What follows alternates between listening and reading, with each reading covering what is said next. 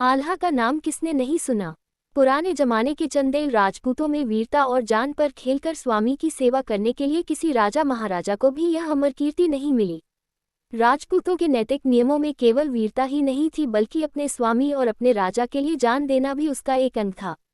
आल्हा और उदल की जिंदगी इसकी सबसे अच्छी मिसाल है।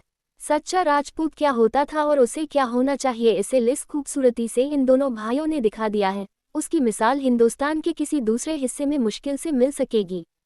आल्हा और उदल के माँ के और उसको कारनामे एक चंदेली कवि ने शायद उन्हीं के जमाने में गाए, और उसको इस सूबे में जो लोकप्रियता प्राप्त है वह शायद रामायण को भी न हो।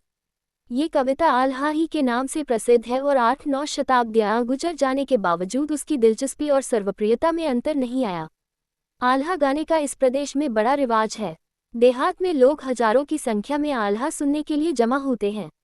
शहरों में भी कभी कभी यह मंडलियां दिखाई दे जाती हैं।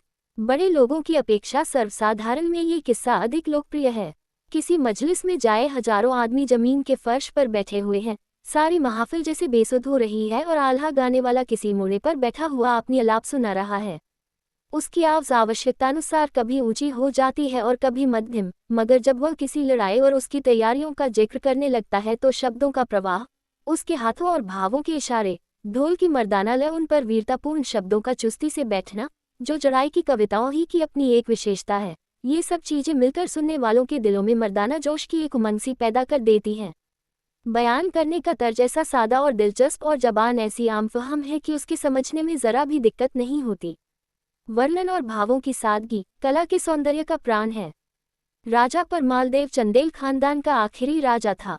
13वीं शताब्दी के आरंभ में वह खानदान समाप्त हो गया। महोबा, जो एक मामूली कस्बा है, उस जमाने में चंदेलों की राजधानी था।